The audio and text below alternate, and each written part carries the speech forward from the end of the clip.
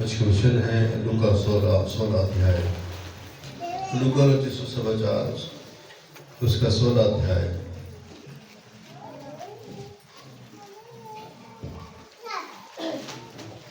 उसका 19 पद।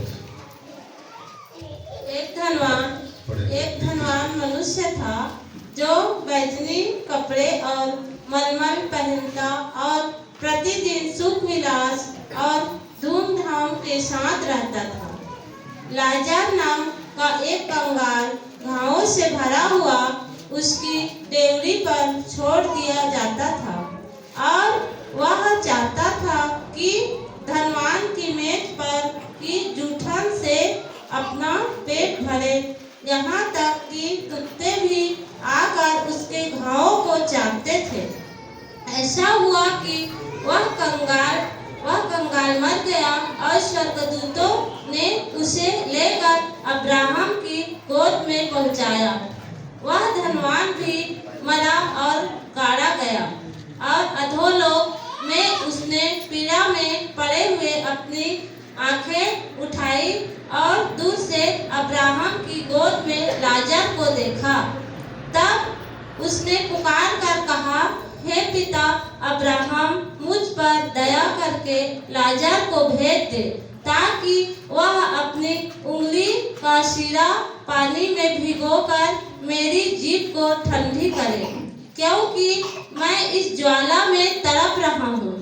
परंतु अब्राहम ने कहा, हे पुत्र, स्मरण कर कि तू अपने जीवन में अच्छी वस्तुएं ले चुका है और वैसे ही लाजर बुरी वस्तुएं, परंतु अब वह यहाँ शांति पा रहा है और तू तड़प रहा है। इन सब बातों को छोड़ हमारे और तुम्हारे बीच एक भारी गड्ढा ठहराया गया है कि जो यहाँ से उस पार तुम्हारे पास जाना चाहे वे ना जा सके और न कोई वहाँ से इस पार हमारे पास आ सके। उसने कहा, तो हे पिता, मैं तुझसे विनती करता हूँ कि तू उसे मेरे पिता के घर भेज, क्योंकि मेरे 5 भाई हैं। वह उनके सामने इस बातों की गवाही दे, ऐसा न हो कि वे भी इस पीड़ा की जगह में आए। अब्राहम ने उसने कहा, उनके पास तो मूसा और भविष्यवक्ताओं की पुस्तकें हैं, वे उनकी सुने। उसने कहा, नहीं हे पिता अब्राहम, पर यदि कोई मरे हुओं में से उनके पास जाए तो वे मन फिराएंगे। उसने उससे कहा, जब वे मूसा और भविष्यवक्ताओं को नहीं सुनते तो यदि मरे हुओं में से कोई जी भी उठे तो भी उसकी नहीं मानेंगे। इस वचन को आप लोगों ने बहुत बार पढ़ा है, कई बार सुना भी है। इस वचन पर बहुत से प्रचार आपने सुने भी हैं और मैं भी यहाँ पर कई बार इस वचन से बता भी चुका हूँ, परंतु आज इसी वचन में से फिर देखना चाहते हैं कि प्रभु का आत्मा आज हमें और कुछ बातें बताए। एक धनवान मनुष्य था जो बैजनी कपड़े और मलमल पहनता और प्रतिदिन सुख विलास और धूमधाम के साथ रहता था। लाजर नाम का एक कंगाल घावों से भरा हुआ उसकी डेवरी पर छोड़ दिया जाता था और वह चाहता था कि धनवान की मेज की जूठन से अपना पेट भरे, यहाँ तक कि कुत्ते भी आकर उसके घावों को चाटते थे। धनी मनुष्य और निर्धन लाजर के विषय में आप लोगों में से कितने लोगों ने पढ़ा है? हाँ, देखा है।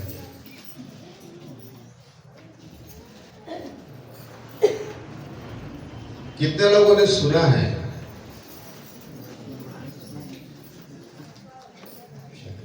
काफी लोगों ने, लगभग 100% लोगों ने पढ़ा सुना है।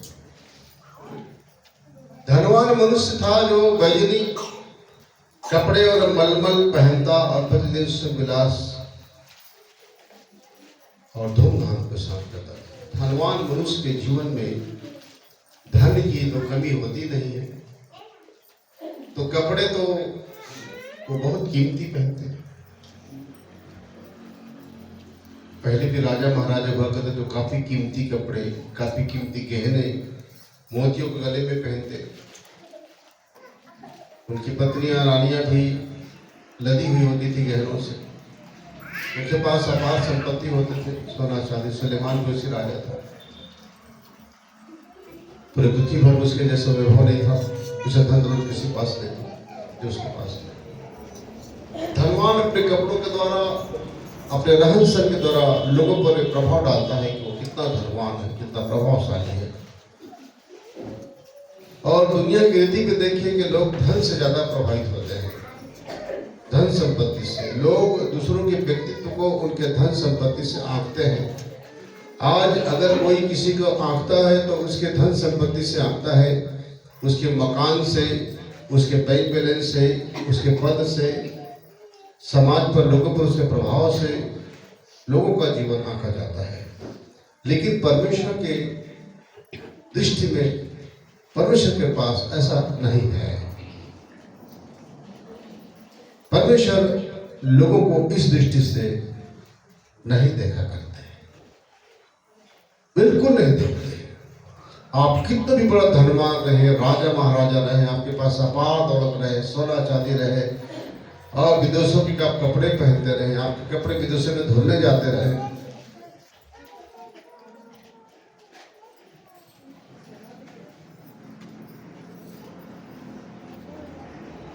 तो उसका प्रभाव परमेश्वर पर नहीं पड़ता। कुछ भी प्रभाव नहीं पड़ता उन लोगों पर, क्योंकि परमेश्वर से धनी तो कोई है ही नहीं। इनका तो कुछ देश में, कुछ जगहों पर, कुछ राज्य पर प्रभाव रहता है, लेकिन परमेश्वर का तो पूरे ब्रह्मांड पर है। उसके बावजूद भी वो नम्र है, अधीन है। उसके पास अभिमान नहीं है। मनुष्य के पास दौलत आ जाए, बुद्धि आ जाए, बल आ जाए तो अभिमानी हो जाता है। लेकिन परमेश्वर के पास सब कुछ है, सबका सृष्टि करता है, सबका क्रिएटर है, सबका बनाने वाला है। उसके बावजूद भी उसके पास में कोई अभिमान नहीं है। अपनी सृष्टि को देखता है तो प्रेम से देखता है। मनुष्य के पास थोड़ा हो जाने पर अभिमान आ जाता है, बदल जाता है, उनका नजरिया बदल जाता है।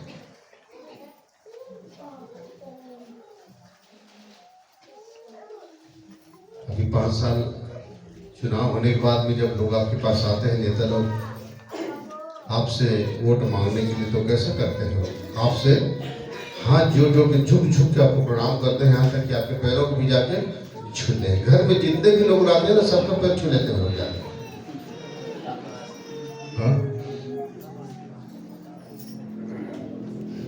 उसके बाद जब वो पद में आ जाते हैं तो आप उनके पैर छूने के लिए तरसाएंगे, उनको देखने के लिए तरसाएंगे। उनका पैर तो मानो ऐसा है कि परमेश्वर के पैर को आप छू लोगे, लेकिन उनके पैर को छू नहीं सकते, उनके छाया को भी नहीं छू सकते। आप इतने कीमती बन जाते हैं, आपको पहचानते नहीं, पहचाने से इनकार कर देते हैं। कितने दिन के लिए बने हैं? 5 साल के। 5 साल के उनका रवैया ऐसा हो जाता है। तो ये बात हम देख रहे हैं कि धनवान के साथ भी ऐसी था, लेकिन परमेश्वर जो है धन दौलत के अनुसार हमको नहीं देखते। हमारे पास जो पद है संसार का, उसके अनुसार नहीं देखते। हमारे पास जो शक्ति है, ताकत है, हमने बहुत से राज्यों को जीत लिया है, उसके अनुसार भी नहीं देखते।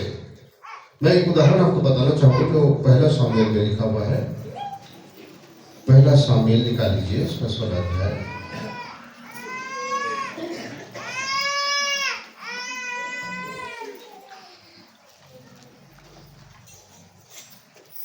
पहला शामुएल 16 अध्याय 6 पद से पढ़ेंगे।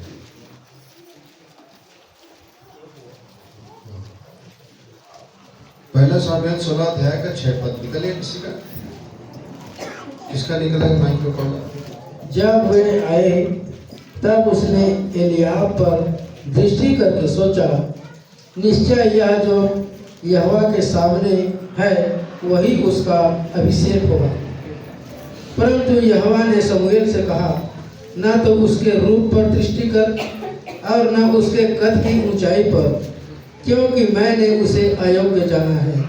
क्योंकि यहोवा का देखना मनुष्यों का सा नहीं, परंतु मनुष्य तो बाहर का रूप देखता है, परंतु यहोवा की दृष्टि मन पर रहती है। हाँ, साउल को परमेश्वर अयोग्य जानता है राजा पद के लिए, राजा पद से हटाना चाहता है परमेश्वर के देश में हटाए, और उसके जगह पर वो राजा चुनने के लिए शमूएल से कहता है कि वहां का जो नबी था, सबसे बड़ा नबी इस्राएल का, उससे परमेश्वर कहते हैं कि तो ईसे के पुत्र के ईसे के पास जा।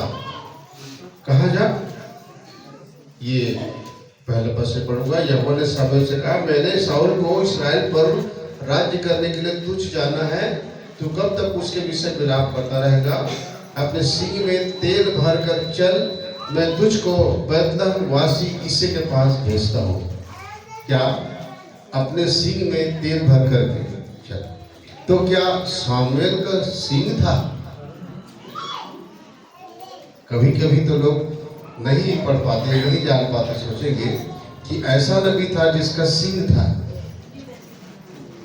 नहीं, उस समय जो सींग हुआ करते थे ना, वो अभिषेक का तेल डालने के लिए, तेलों को रखने के लिए, कुछ चीजों को रखने के लिए उसको लगा के अपने सींग में तेल भर करके चला करते थे, है ना। तो वो वैसा है, उस सींग में अपना तेल को डाल।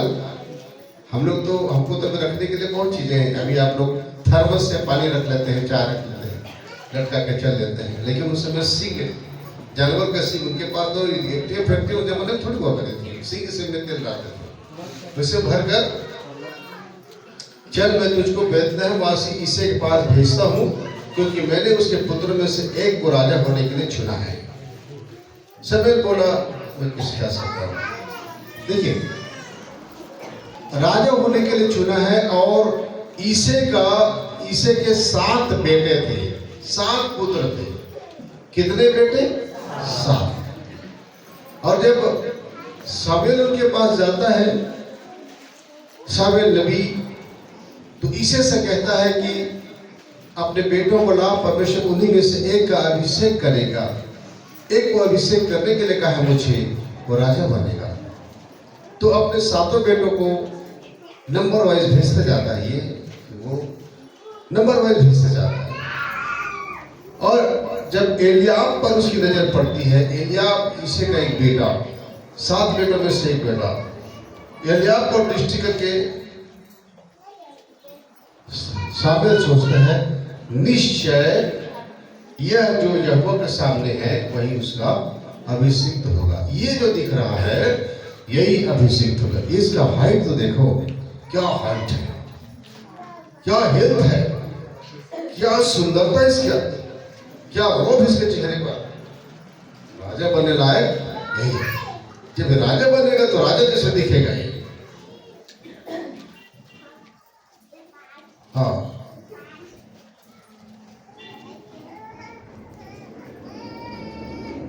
दिखने से, शरीर के दिखने से वो सोचता है शमूएल कि ऐसा दिख रहा राजा जैसे ये छोड़ा।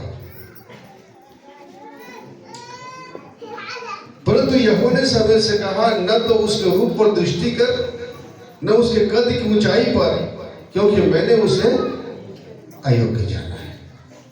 न उसके रूप पर दृष्टि कर, न उसके कद की ऊंचाई पर, क्योंकि मैंने उसे अयोग्य जाना है। तो उसके रूप पर कि सबसे सुंदर दिख रहा है, दृष्टि मत कर। न उसके कद पर कि सबसे ऊंचा है, न उसके डील पर, डील मतलब उसका हेल, लंबा चौड़ा बहुत सुंदर राजा जैसा, उस पर नहीं दृष्टि कर, क्योंकि मैंने उसे अयोग्य जाना है। आगे लिखा हुआ है, क्या लिखा है? क्योंकि यहोवा का देखना मनुष्य का सा नहीं, मनुष्य तो बाहर का रूप देखता है, परंतु यहोवा की दृष्टि मन पर रहती है। परमेश्वर न हमारे धन दौलत को देखते हैं, न हमारे कद काठी को देखते हैं, न हमारी सुंदरता को देखते हैं, न हमारे बल को देखते हैं, कि कितना हम धनवान हैं, कितना हम इस देश में लोग हमको चाहते हैं, कितना हमारा नाम है, इनमें से किसी को भी नहीं देखते हैं। वो हमारे मन को देखता है। इसलिए मन को देखने वाला परमेश्वर जो हमारे मन पर उसका नजर है कि इसका मन कैसा है, घमंडी है, अभिमानी है, कैसा है।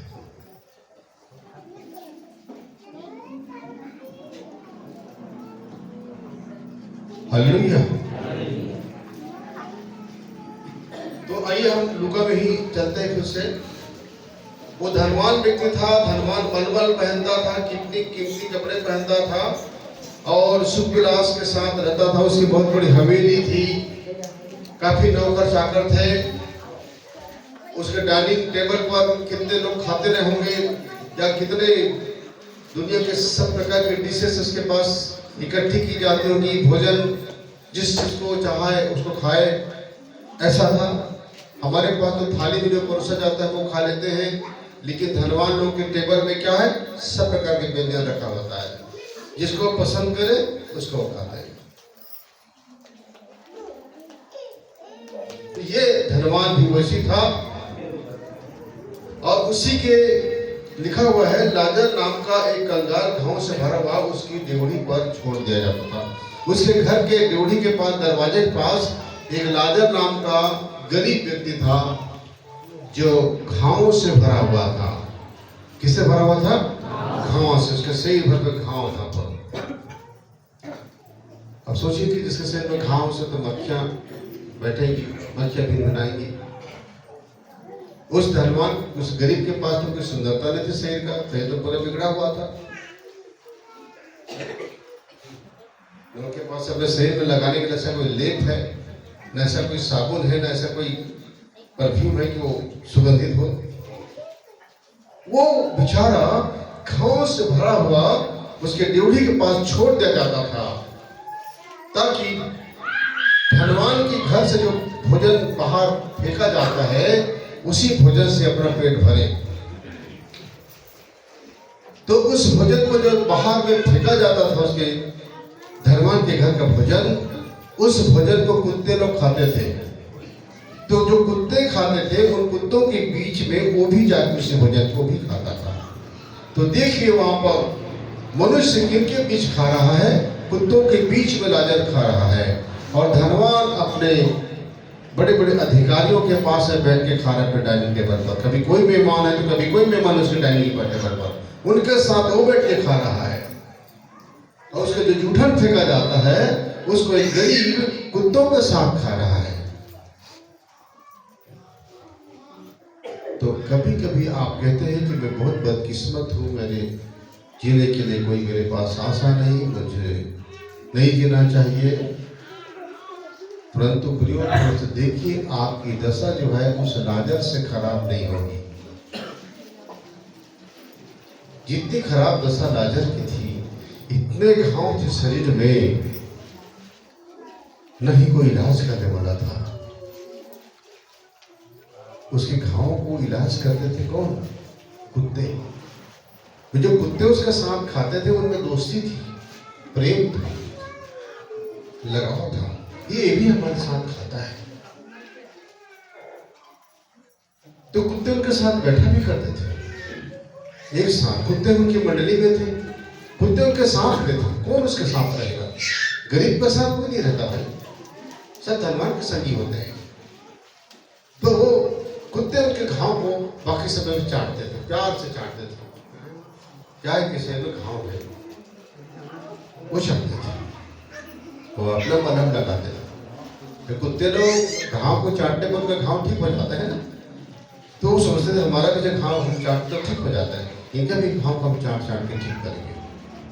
उस धनवान को कभी नहीं सूझा कि मेरी ड्योढ़ी पर पड़ा हुआ इस लाजर को मैं अपने ही किसी अस्पताल में ले जाकर उसका इलाज करवा दूं, इसके लिए घर बनवा दूं, कि इसके लिए कुछ धन दे दूं, इसे खाने पीने को कुछ दे दूं, या रोज रोज मेरे खाने में से कुछ खाने का उनके पास प्लेट में भेज दूं, पत्ता में भेज दूं। कभी नहीं।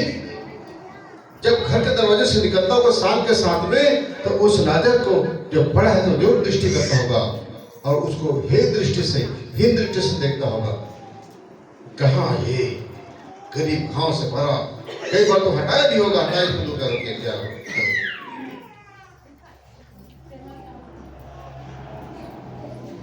कोई उसके साथी नहीं। याद रखिए, आप जब गरीब होंगे तो आपके साथी नहीं होंगे, साथी छोड़ देते हैं।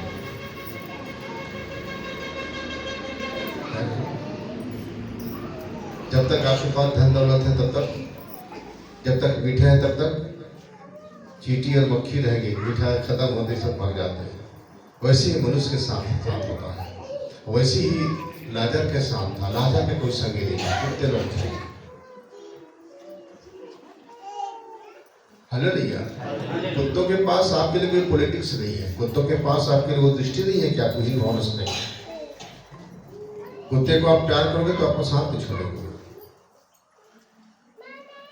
उन जानवरों में ये प्रेम दिखाई दे रहा है। आज के समय में आपको जानवरों में प्रेम दिखाई देगा, लेकिन मनुष्य में प्रेम दिखाई देता, स्वार्थ दिखाई देता है। स्वार्थ, जिस प्रेम में स्वार्थ नहीं उसे ही सच्चा प्रेम कहा जाता है। और ये प्रेम खुदा का प्रेम है। और उनके जो लोग होंगे, वो जो सच्चे खुदा को जानते हैं, वो भी अपने प्रेम में मिलावट पसंद नहीं करेंगे। वो स्वार्थ के चश्मा लगा के देखना पसंद नहीं करेंगे। नहीं, अगर हम स्वार्थ रहकर प्रेम करें तो वो प्रेम फिर प्रेम नहीं रह जाता, वो केवल स्वार्थ ही कहलाता है। लेकिन ये देखिए यहाँ पर लाजर को प्रेम कौन करता है? नहीं, उतने घावों से भरा हुआ लाजर जो अब्राहम की गोद में बैठता है, पैराडाइज में जाता है, स्वर्ग में जाता है, किस लिए जाता है? क्योंकि सच्चे खुदा की इबादत तो करता था, उसे प्यार करता था, खुदा से उसे विनती करता था, लेकिन कभी शिकायत नहीं करता था कि आपने मुझे 2 टाइम का रोटी के लिए उपाय नहीं किया, आपने मेरे लिए अच्छे कपड़े नहीं दिए, आपने मुझे मेरा इलाज नहीं करवाया, आपने मुझे चंगा नहीं किया, आपने मुझे घर नहीं दिया। मैं दर्द होता है, खाओ में मेरा दर्द होता है, दर्द से तड़पता भी हूं, कोई मुझे दवा नहीं देने वाला नहीं है, तू मुझे देखकर इस हालत में क्यों रखा है जिंदा? ऐसा कोई शिकायत नहीं। हम आप तो बहुत तरह शिकायत कर देंगे, उसके पास कोई शिकायत नहीं, वो तो केवल उसके पास धन्यवाद था, ग्रेटिट्यूड था उसके पास, और प्रशंसा थी परमेश्वर का। वो केवल परमेश्वर की प्रशंसा करता था और उसे गुणगान करता था। वो नहीं करता था सब कुछ, तब तो जाके अब्राहम की गोद में बैठा हो। अगर ऐसा नहीं करता होगा तो अब्राहम की गोद में कैसे बैठ सकता है? अब्राहम की गोद में बैठने के लिए एक ही रास्ता है कि परमेश्वर को वो धन्यवाद दे, ग्रेटिट्यूड करे, उसकी प्रशंसा करे, उसे प्रेम करे। जो उससे प्रेम करता है वो उसके पास आता है। और जब आप खुदा से प्रेम करेंगे ना, तो खुदा आपके भीतर होगा, उसे बाहर ढूंढने की आवश्यकता नहीं, वो प्रेम है। और जब आप उससे प्यार करते हैं, उसे जानते हैं, तो आप पे होगा। तो आप दूसरों से नफरत नहीं कर सकते, दूसरे से स्वार्थ से प्यार नहीं करेंगे, आप भी दूसरों से प्यार करेंगे, सच्चा प्रेम करेंगे। भले लोग आपके साथ धोखा करेंगे, विश्वासघात करेंगे, आपको छोड़ देंगे, आपको शोषण करेंगे, उपयोग करेंगे, आपको यूज करेंगे, ऐसा नहीं है। लेकिन आज आप नहीं करेंगे। मोक्ष से थोड़ी मिलता है, नहीं मिलता।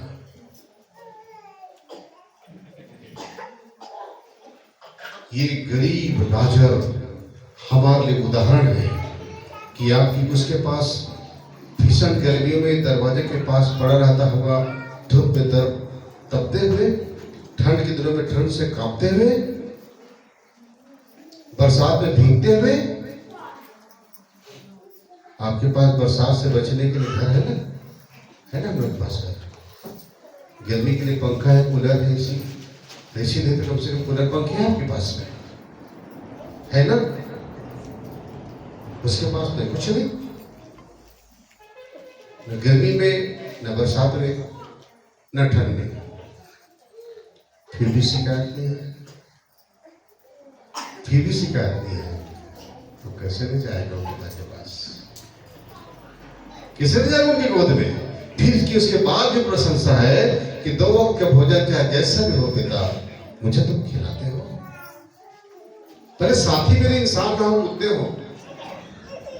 इंसानों में तो स्वार्थ है, कुत्ते में तो सही है।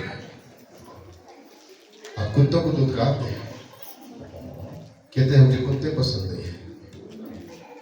तो कुत्ते टाइप इंसान तो पसंद होंगे जिन्हें आप अच्छा समझते हैं, लेकिन वो वक्त आने पर आपको नोच देंगे। कि मनुष्य के अंदर बहुत सारे जानवरों का स्वभाव होता है।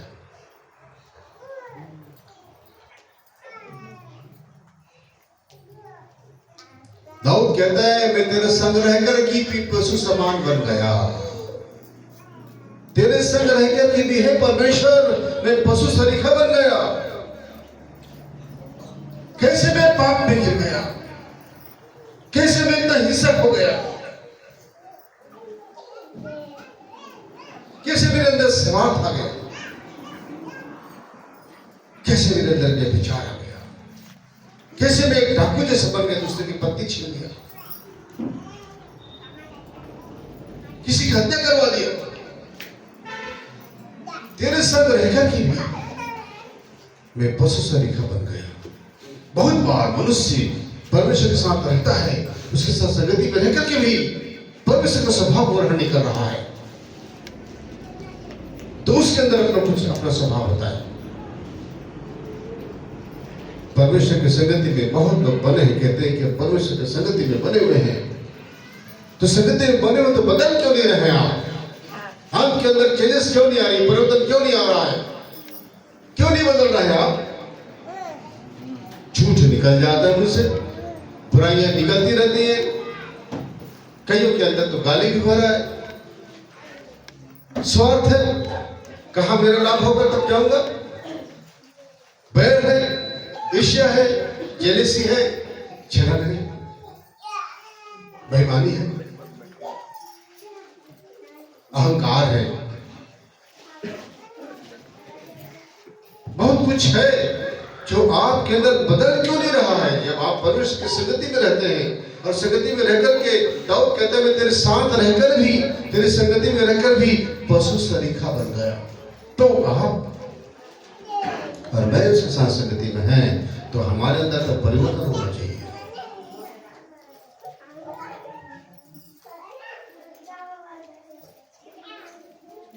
हालेलुया। यहाँ पर हम देखते हैं कि उसकी संगति में, इसीलिए मनुष्य बहुत जल्दी संगति का असर उसके ऊपर हो जाता है। इसीलिए भजन संहिता 1 अध्याय का 1 पद पढ़े आगा, भजन 1 का 1 क्या ही धन्य है वह पुरुष जो दुष्टों की युक्ति पर नहीं चलता और न पापियों के मार्ग में खड़ा होता और न ठट्ठा करने वालों की मंडली में बैठता है, परंतु वह तो यहोवा की व्यवस्था से प्रसन्न रहता और उसकी व्यवस्था पर रात दिन ध्यान करता रहता। वह उस वृक्ष के समान है जो बहती नालियों के किनारे लगाया गया है और अपनी ऋतु में फलता है और जिसके पत्ते कभी मुरझाते नहीं। इसलिए जो कुछ वह पुरुष करे वह सफल होता है। क्या ही धन्य वो पुरुष जो दुष्टों की युक्ति पर नहीं चलता और न पापियों के मार्ग में खड़ा होता और न ठट्ठा करने वालों की मंडली में बैठता है।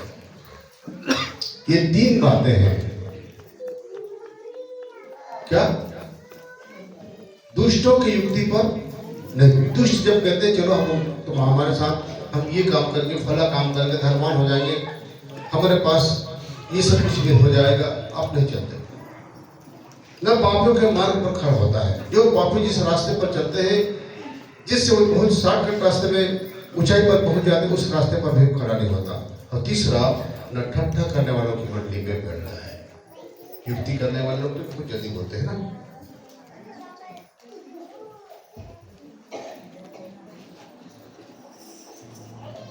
हालेलुया। अगर ये भजन संहिता पहला अध्याय का पहला पद से ही आपको वार्निंग दिया गया है कि दुष्ट की युक्ति पर नहीं चलना, पापी के मार्ग पर नहीं खड़ा होना और ठट्ठा करने वालों की मंडली में नहीं बैठना। जब पतरस ठट्ठा करने वालों की मंडली में बैठा, जहां पर यीशु मसीह का ठट्ठा उड़ाया जा रहा था, तो पतरस पर क्या प्रभाव आया? क्या प्रभाव आया? 3 बार इनकार किया अपने प्रभु का। है प्रभाव? 3 बार इनकार किया।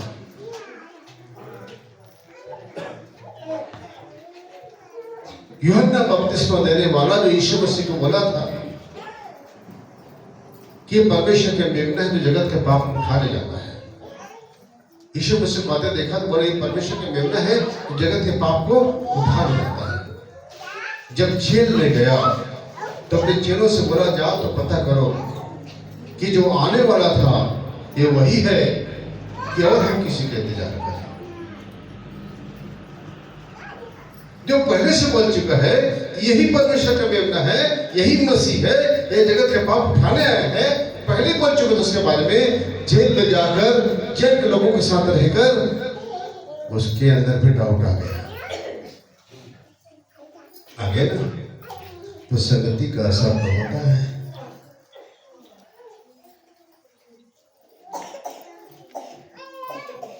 पता है ना, आप जब किसी की संगति में बैठते हैं, मीठा मीठा बात करने वाला जब आपके पास आके बैठता है और मीठा मीठा बात करके 4 घर की चुगली जब आपके कान में डालता है और मीठे मीठे शब्द में डालता है तो आपको बहुत ही अच्छा लगता है। जो सबसे ज्यादा टेस्टी जो होता है वो निंदा रस होता है। निंदा रस से ज्यादा टेस्टी और कोई दूसरा रस नहीं होता है। इसलिए जब ये बुराई की जाती है ना, अच्छे अच्छे शब्द द्वारा आपको बुराई की जाती है, अच्छे तरीके से आपको खिलाया पिलाया जाता है, अंदर डाला जाता है, तो आपको बहुत आनंद आता है। अच्छा और बता थोड़ा, और क्या सुने हो, और क्या जानते हो, और फलाना के बारे में क्या जानते हो, कि उसके बारे में बताओ कुछ। आपको बड़ा आनंद आ रहा है।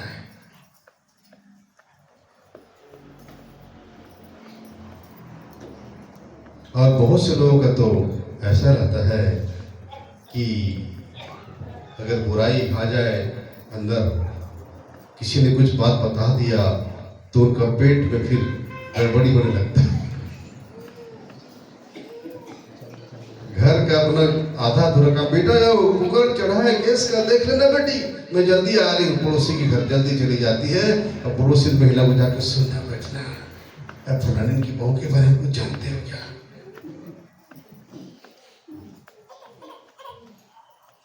नहीं, नया खबर है, अमुक के बेटे के साथ, अमुक के दामाद के साथ उसका बड़ा कपड़ा चल रहा है, सब बात है। फिर वो भी अपना काम छोड़ के भागी, मत बताना, नहीं बताऊंगी, एक भेद है, मत बताना, नहीं बताऊंगी। जिस बात को कहा जाता है मत बताना, उसी को जल्दी बताते हैं। मैं अपने सब्जेक्ट से अलग हो रहा हूं। प्रियो, दाऊद के बारे में मैंने सुना कि दाऊद कहता है कि हे परमेश्वर, मैं तेरे संग रहकर भी पशु सरीखा बन गया। तो मैं ये बताना चाहता हूँ कि संगति का असर, हम परमेश्वर की संगति में तो हैं, लेकिन क्या और भी हमको अपनी संगति में ले रहा है? तो फिर हमारे अंदर उसके संगति में परमेश्वर रह करके उसके समान हम बंद कर रहे हैं। दूसरों के समान कैसे बनता है? थोड़ा सोचिए अपने लिए। लाजर की संगति किसी मनुष्य के साथ तो नहीं थी, किसके साथ थी? कुत्तों के साथ थी। कुत्ते तो बुराई करते नहीं। कुत्ते किसी की बुराई नहीं करते, उनके पास बाकी लोग चुपचाप बैठे रहेंगे, सोते रहेंगे, लेकिन बेकार की बात उनके पास नहीं है। अच्छा हुआ तो कुत्तों के साथ ही रह गए। हालेलुया। और उन मनुष्यों से तो अच्छे हैं जो 10 लोगों की बुराई ला के बता देते हैं, उससे तो अच्छे हैं कुत्ते, कम से कम चुपचाप बैठे रहते हैं। मैं कुत्तों की श्रेष्ठता बताने नहीं खड़ा हुआ यहाँ पर, मैं ये बताने खड़ा हुआ हूँ कि लाजर कुत्तों के साथ रहता था और कुत्ते उनसे प्रेम करते थे, उनके घाव को चाटा करते थे। लेकिन उस धनवान ने कभी उस राजा की तरफ देखना पसंद नहीं किया, लेकिन उसका इलाज कराया, उसके लिए कभी 2 पैसे खर्च किया, लेकिन उसके लिए कपड़े पहनाया, तो बाहर में नाम कमाने के लिए कपड़े बनवाया होगा गरीबों को, लेकिन उसके सामने बगल में पड़ा है, उसको नहीं दिया। यहां पर बात यह है कि लाजर कभी परमेश्वर की शिकायत नहीं कर रहा है। इस बात को कोई और नहीं बता रहे हैं, प्रभु यीशु मसीह बता रहे हैं। तो हम देखते हैं आगे कि ऐसा हुआ कि वो कंगाल मर गया और स्वर्गदूत ने उसे लेकर अब्राहम की गोद में पहुंचाया और वह धनवान भी मरा और गाड़ा गया। लाजर मर गया, लाजर मर गया। लाजर की आत्मा कहां चली गई? स्वर्ग में, अब्राहम की गोद में। स्वर्ग को अब्राहम की गोद कहते हैं, पहला स्वर्ग, पैराडाइज, सियोल, सियोल कहते हैं उसको, वो अब्राहम की गोद है। अब्राहम की गोद में पहुंचाया गया कौन? लाजर। और धनवान भी मरा और गाड़ा गया। धनवान के साथ जब मरा होगा तो पूरा शहर भर के लोग क्या होंगे, सेठ जी कितने अच्छे आदमी, के सेठ जी कितने महान आदमी, सेठ जी इतना धनवान आदमी, सेठ जी कितना फैक्ट्री है, सेठ जी का कितना लोग उसके मृत्यु फ्यूनरल में गए होंगे। और लाजर के फ्यूनरल में कोई नहीं गए होंगे। हो सकता है जब लाजर को उठा के जब लोग मिट्टी देने ले जा रहे होंगे तो कुत्ते पीछे पीछे गए होंगे, गए होंगे, क्योंकि हमेशा कोई साथ रहने वाले जब कुछ कहीं ले जाए तो आप कुत्ते जाते हैं। 4 आदमी उठाकर ले जाकर उसको कटर पोती काट दिया होंगे। मृत्यु के बाद प्रभु यीशु मसीह वर्णन कर रहे हैं, और कोई करे तो हम विश्वास नहीं करते, लेकिन जब प्रभु यीशु मसीह जिन्होंने कहा मेरे एक भी बात, एक ही बिंदु, एक भी अनंत बिना कहे, बिना पूरा हुए, वो जब बता रहे हैं तो उसने बताया कि लाजर कहां पहुंचाया गया? अब्राहम की गोद में, स्वर्गलोक में। और धनवान कहां गया? लिखा है और अधोलोक में उसने पीड़ा में पड़े हुए अपनी आंखें उठाई और दूर से अब्राहम की गोद में लाजर को देखा। देखिए, एक जा रहा है अब्राहम की गोद में अर्थात स्वर्गलोक में, और दूसरा जा रहा है अधोलोक में। अधोलोक में जा रहा है, पीड़ा और आग की जगह में जा रहा है, एक आनंद की जगह में जा रहा है। दोनों अलग अलग जा रहे हैं। पृथ्वी में उनका जीवन चाहे कैसा भी रहे, पृथ्वी में उनकी अलग भूमिका थी, पृथ्वी में उनका रहने का ढंग अलग था, जीने की स्टाइल अलग थी। धनवान लेबरस जीवन जीता था और लाजर फटे हाथ की जिंदगी, दुख और दर्द में पड़ा हुआ। मैं नहीं कह रहा हूं कि आप दुख दर्द में पड़े रहे, मैं ये कहना चाहता हूं कि जैसे भी हालत रहे, लेकिन आप परमेश्वर में बने रहे और उसको, उसकी प्रशंसा तारीफ करते रहे। क्या पता परमेश्वर आपको उस दशा में रखकर भी आपको देख रहा होगा कि क्या इस दशा में ये मुझे धन्यवाद दे सकता है या मुझे कोसेगा। शैतान अय्यूब की जब परीक्षा हुई तो शैतान ने तो कहा था, क्या तूने अय्यूब को इतनी धन दौलत सब कुछ ले दिया? बेटा बेटी, धन दौलत, गाय बैल भेड़ बकरी, नौकर चाकर, एशिया का सबसे बड़ा धनी व्यक्ति इसे बना दिया और चारों तरफ पाड़ा बांध दिया हो। हम तो तेरी प्रशंसा क्यों नहीं करेगा, तेरी भक्ति क्यों नहीं करेगा? और यहोवा परमेश्वर पर दोष लगाया, आप इसे रिश्वत देते हो, घूस देते हो, तभी ये आपकी प्रशंसा करता है। ये सब दे रहा तो कर रहा है भाई, मत दो ना, ले लो ना, उसके बाद देखना आपकी मुंह पे कोसेगा, बोला था ना।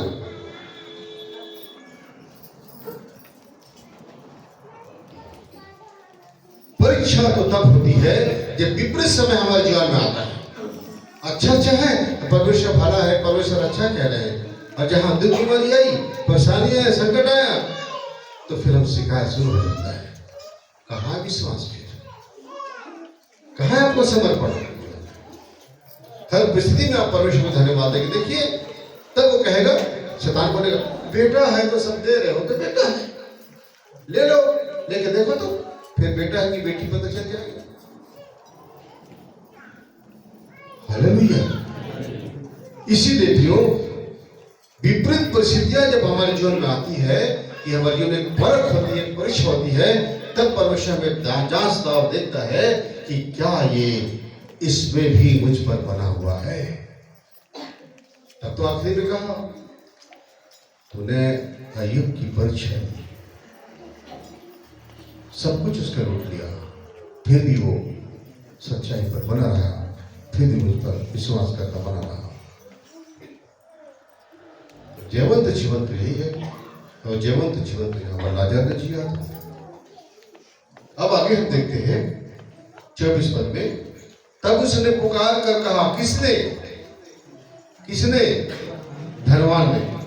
तब उसने पुकार कर कहा, हे पिता अब्राहम, मुझ पर दया करके लाजर को भेज दे, ताकि वह अपनी उंगली का सीरा पानी में भिगोकर मेरी जीभ को ठंडा करे, क्योंकि मैं इस ज्वाला में तड़प रहा हूं।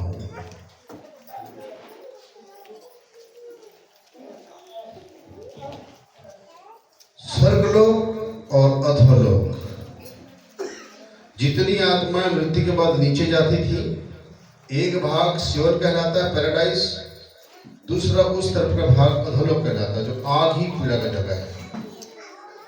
बीच में गहरी खाई है, बहुत गहरी गेप है दोनों के बीच में। स्वर्गलोक और अधोलोक के बीच में गेप है, और वो गेप ऐसा है कि बहुत गहरी है, काफी। तो नीचे जाए तो निकल नहीं पाएगा, इतनी डीप है। तो लाजर कहता है, पिता अब्राहम, धनवान कहता है, पिता अब्राहम, लाजर को मेरे पास भेज दे कि अपनी उंगली का सीरा पानी में भिगोकर मेरे जीभ में रखे, क्योंकि मैं ज्वाला में तड़प रहा हूं। बार बार मुंह सूख रहा है आग के कारण।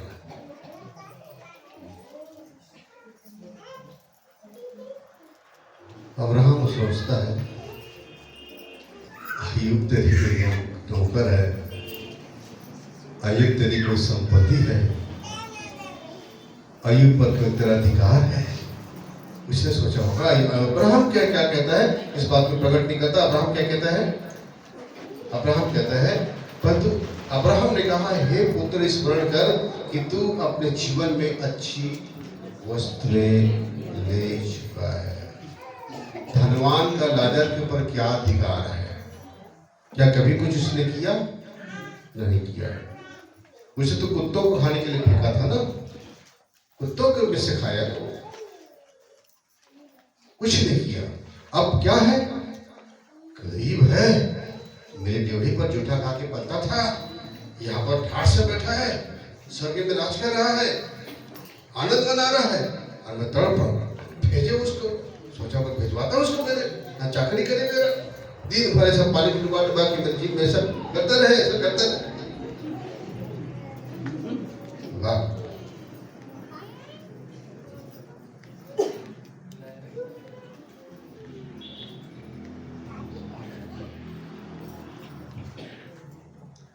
तो ये नहीं कहा कि 10-20 बिस्लरी बॉटल भिजवा दो करके, तो पानी का बॉटल नहीं मंगा, तो कम से कम वो अधिकार होता, कमाए नहीं था, कहाँ से मंगवाएगा? वो तो उंगली का सीरा को अपने जीभ में रखने को, ठीक है ना, जैसे उसको नौकर समझ रहा है, गरीब को। तो यहाँ पर अब्राहम क्या कहता है? पर तो अब्राहम ने कहा, हे पुत्र, स्मरण कर कि तू अपने जीवन में अच्छी वस्तुएं ले चुका है, परंतु वैसी ही लाजर बुरी वस्तुएं, परंतु अब वह यहाँ शांति पा रहा है और तू तड़प रहा है। इन सब बातों को छोड़ हमारे और तुम्हारे बीच एक भारी गड्ढा ठहराया गया है कि जो यहाँ से उस पार तुम्हारे पास जाना चाहे वे न जा सके, और न कोई वहां से इस पार हमारे पास आ सके। मैं चाह करके भी तेरा मदद नहीं कर सकता हूं बेटा, क्योंकि अधोलोक और स्वर्गलोक के बीच में बहुत बड़ा गेप है, बहुत बड़ा खाई है। और खाई में एक बोतल नुमा टाटारस बना हुआ है। जब उस समय स्वर्गदूत लोग जो पाप के धरती पर आकर वही बंदी स्वर्गदूत उसी गड्ढे में, उसी बोतल नुमा गड्ढे में डाले गए हैं। कोई नहीं जा सकता इस पार को उस पार, और उस पार का इस पार। नहीं तो सब नरक अधोलोक के लोग कूद कर किधर आगे होते हैं। कोई नहीं जा सकता। इसलिए अब्राहम ने कहा कि कोई नहीं जा सकता, गड्ढा है। मैं आपको बताना चाहता हूं कि ये गड्ढा जो स्वर्ग लोक और अधोलोक के बीच में जो गड्ढा है, कि कोई अधोलोक से स्वर्गलोक नहीं आ सकता। बताना चाहता हूं क्यों? यही गड्ढा, यही खाई हमारे और परमेश्वर के बीच में है। ये खाई पिता और हमारे बीच में खाई है। इसी खाई के कारण से हम उस पिता के पास ले जा सकते हैं।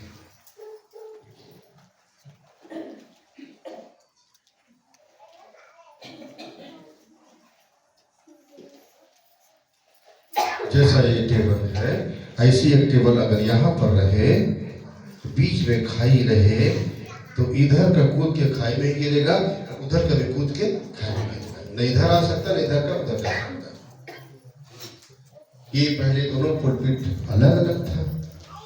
अलग होते तो दूर में तो बता सकता मैं, अच्छा होता उदाहरण।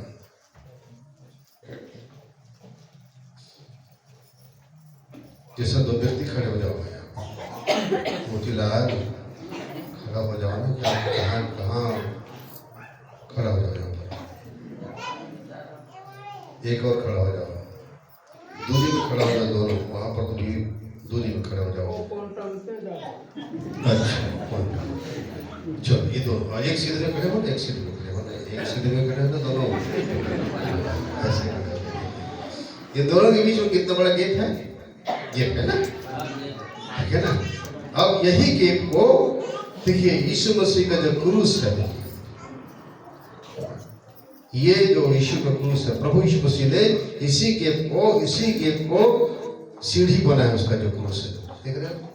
ये जो लाइन है, ये इधर एक, दूसरा इधर, दोनों गड्ढे को ले क्या कर दिया? ये आ गया उसका इस बार। अब ये यहां से यहां तक जब लग गए है सीढ़ी, तो आप यहां से यहां तक आ सकते हैं। माने खाई से वहां बीच में खाई जो है, वो खाई आपको ले सकती। यहाँ पर मनुष्य है, और ये मनुष्य उसके द्वारा, उस सीढ़ी के द्वारा इस तक आ सकता है, मतलब परमेश्वर तक आ सकता है। बढ़िया।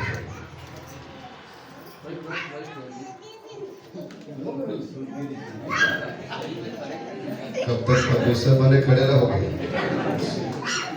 अरे उदाहरण बता रहा था भाई। चलिए देखिए, डेविड नाम का एक व्यक्ति उसने लोगों का जन समूह को इकट्ठा किया और कहा कि दो पहाड़ जो दिखाई दे रहे हैं, दोनों पहाड़ की जो चोटी है, इस पहाड़ से इस पहाड़ तक जो चोटी है, मैं इस पहाड़ से उस पहाड़ तक रस्सी बांधूंगा, और उस रस्सी में इस पहाड़ से उस पहाड़ रस्सी में चढ़कर उस पर्वत पर पहुंच जाऊंगा। नीचे गहरी खाई है, अगर कोई गिरा तो बॉडी नहीं मिलेगी।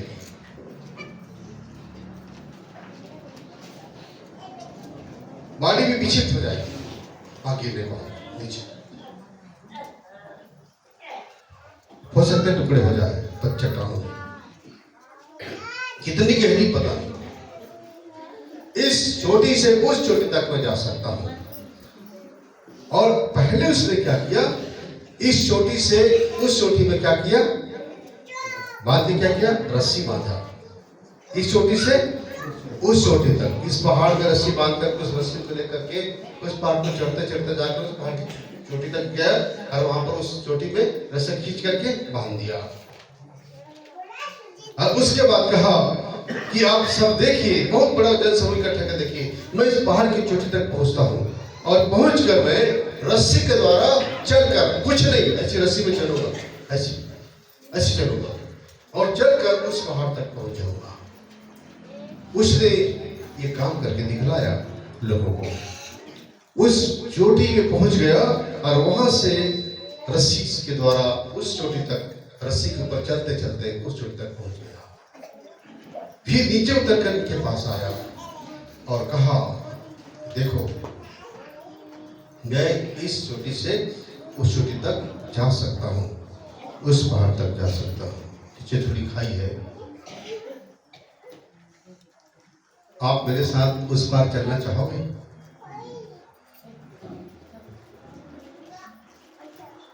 आप चलना पसंद करोगे?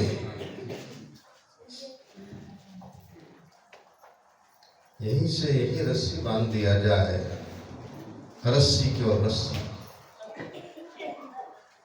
है ना मोतीलाल, और रस्सी पर चलकर इधर से उधर जाने को कहे तो मोतीलाल बोलेगा नहीं भैया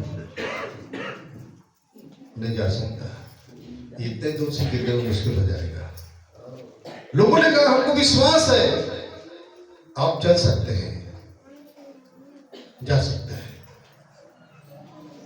लेकिन माफ करिए हमारा फैमिली है, परिवार अलग है, बीवी बच्चे, हम ही अकेले कमाने वाले हैं, कहीं कुछ हो गया तो फिर हम दोबारा आके वापस नहीं आएंगे।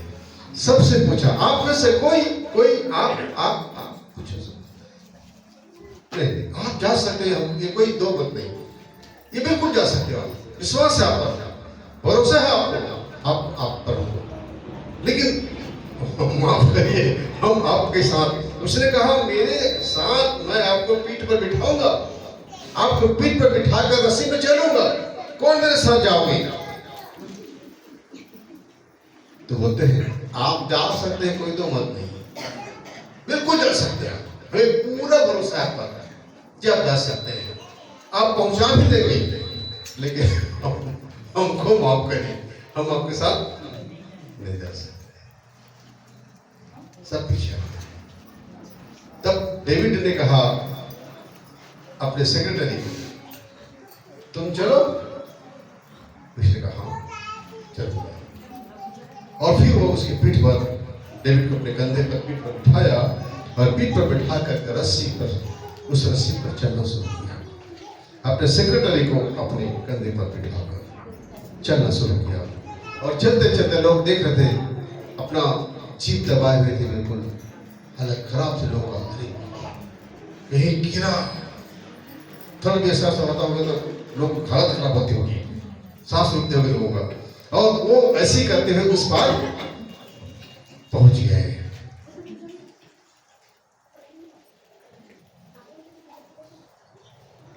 हालेलुया। आप कहते हैं यीशु मसीह सब कुछ कर सकते हैं, लेकिन यीशु मसीह जो आपको उस खाई से पार कर उस पार ले जाना चाहते हैं, उस पर आप भरोसा नहीं कर पा रहे हैं कि आपकी परिस्थिति को निकाल देगा, आप इस पार से उस पार करा देगा, उस पर भरोसा नहीं है आपको कि आपकी हर हालत को जानता है, आपको बाहर निकाल सकता है। कहते हाँ बहुतों के वही सुने हैं, निकाले तो है वो, लेकिन आपकी बारी आती है तब आप उस पर वो ट्रस्ट नहीं कर पाते, विश्वास नहीं कर पा रहे हैं कि हमको वहां तक पहुंचा देंगे। यही काम करने में तो आए दुनिया में, आए ना। चलिए फिलिप्पी 2 अध्याय का 14 पद पढ़िए।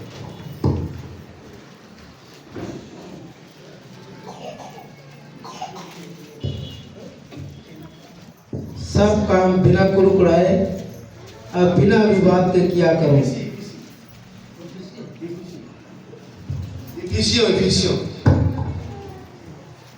तुम लोग उस समय मसीह से अलग और इस्राएल के प्रजा के पद से अलग किए हुए और प्रतिज्ञा की वाचाओं के भागी न थे और आशाहीन और जगत में ईश्वर रहित थे,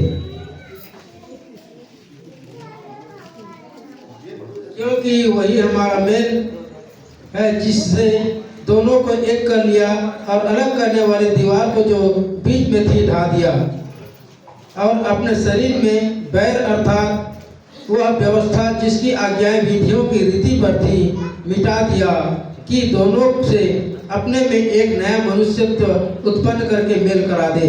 हाँ, वही हमारा मेल है जो दोनों को एक कर दिया। किसको? दोनों को, हमको और पिता को, हमको और पिता को एक कर लिया, और बीच में जो दीवार थी उसको ढा दिया। वो चाहे दीवार हो, चाहे वो खाई हो, जब आपका जीवन प्रभु में नहीं होता तब भाई भाई के बीच में प्रेम नहीं, नफरत है। लेकिन जब आपके जीवन में प्रेम आता है, परमेश्वर आता है, तो आप उस भाई की ओर बढ़ते हैं, उस भाई से मेल कर लेते हैं, है ना? पिता से मेल कर लेते हैं।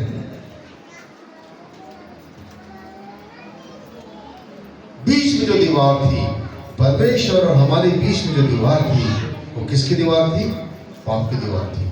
उस दीवार को क्या कर दिया प्रभु यीशु मसीह ने?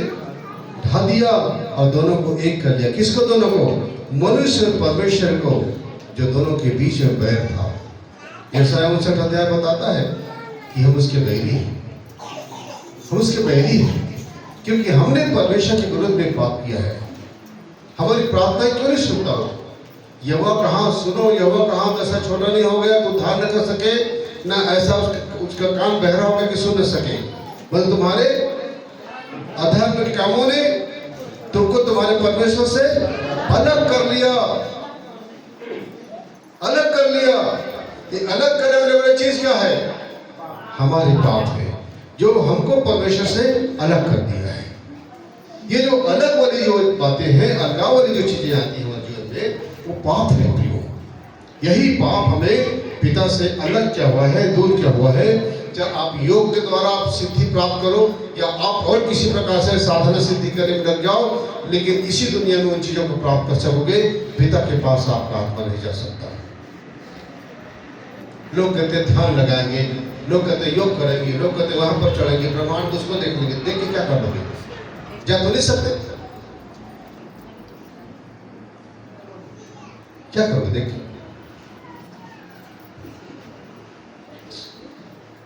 आप टीवी में स्विट्जरलैंड को देख लेते हैं, क्योंकि स्विट्जरलैंड चले थोड़ी जाते हैं, नहीं जा सकते। अब योग के द्वारा ध्यान लगा कि आप ऊपर को देख लो, प्रकाश ही प्रकाश दिखता है पर में, अगर में ज्योति है परमेश्वर, देख बस लो उसको, जा तो सकते नहीं। जाने के लिए किसी ने कीमत दिया है, उस कीमत का खाना होगा। किसी ने आपकी कीमत चुकाई है, आपके बीच की दीवार को गिराया है, उसके पास तक तो आना नहीं चाहते, उसको दूसरे धर्म का बोलते हो, दूसरे विदेशी धर्म बोलते हो, विदेशी ईश्वर बोलते हो, विदेशी भगवान बोलते हो। क्या तुम अपने पिता को छोड़ के दूसरे को पिता मानते बोलते हो? अरे पिता को तुमने जाना ही नहीं है, तो तुम तो अपने ही पिता के, तुम तो खुद ही पराये को पिता बोल रहे हो, पहले से ही बोलते आ रहे हो। कैसे? परमेश्वर ने आपको बनाया, उत्पन्न करके भेजा, उसने आपको पैदा किया, उसने सृष्टि किया आपका, और नीचे आने के बाद में शैतान ने आपको गोद ले लिया, और गोद लेके बोलता मेरा बेटा, मेरी बेटी, देख मैं तेरा पिता हूं, मैं देख तेरा पिता हूं, तेरे पिता का भी पिता, तेरे दादा का भी पिता, तेरे मामा चाचा का भी पिता, तेरे नाना के भी पिता, मैं तो हूं। और वो आपको ये बताने में सक्षम हो जाता है कि वो आपका पिता है। और कहते हैं जिसका हमारे पुरखा पिता मानते थे उसको छोड़ दे। तुम्हारे पुरखा किसको पिता मानते थे? आदम के बाद से उसी को तो मानते थे। असली पिता को तो जानते नहीं थे लोग,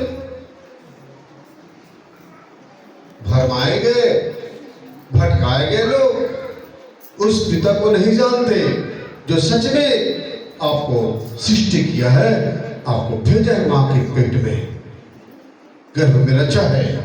गर्भ में रचने से पहले भी मैं तुझे जानता था। तू मेरे साथ विश्वासघात करेगा, कोई कहता है? कौन कहता है? पिता तो कहता है। यहां लोग क्या बोलते हैं? अपने पिता को छोड़कर दूसरे को पिता कह रहे हैं। अरे पिता को तो तुमने जाना ही नहीं है। तुमको तो जो चीज पकड़ा दिया गया है वो 5 अंधे थे ना। एक हाथी को तो आ जाता है गांव में हाथी। एक गांव में 5 अंधे थे जिन्होंने कभी हाथी नहीं देखा था जन्म से। उसके गांव में क्या आ जाता है? हाथी आ जाता है। तो लोग बोलते जा रहे भाई उन अंधों को ला दो, भाई कभी हाथी नहीं देखे हो तो अंधा कहां देखेगा? तो 5 अंधे बुलाया जाता है और कहते हैं कि वो जाओ भाई वो हाथी को देख लो। तो एक को हाथ ले जाओ भाई, हाथी के पास ले जाओ। अंधे को अंधा ले जाते हैं, उसको पीठ के पास ले जाते हैं। देख हाथी देख चुके। तो अंधा कैसे देखता है? आंख तो है तो कैसे देखता है? छू के देखता है, छूता है, छूता है और छू कर देखता है। अरे बाप रे, इतना बड़ा इतना ऊंचा दीवार है भैया, पता नहीं और छोड़ रहे कितना बड़ा दीवार है। ये दीवार कितना चौड़ा, इतना ऊंचा, दीवार ही दीवार है। हाथी तो दीवार है बोलता है वो। फिर एक को पैर को पकड़ा देते हैं, पैर को सुनाता है वो लोग। और ये तो खंभा है भाई, हाथी तो खंभा है। एक को पूंछ पकड़ा देते हैं, पूंछ को देखते हो, अरे हाथी तो रस्सी है। पूरा यहाँ से वहां पूंछ को पकड़ के सब करता रहता है, तो रस्सी है भैया। एक उसे कान पकड़ा देते हैं, तो सूप है, सूप ऐसा चलाने वाला सूप है ये। बाद में अंधों को बुला करके गाँव वाले बोलते हैं, तुम लोगों ने आंखें वो हाथी देखा? तो अंधे बोलते हैं देखा।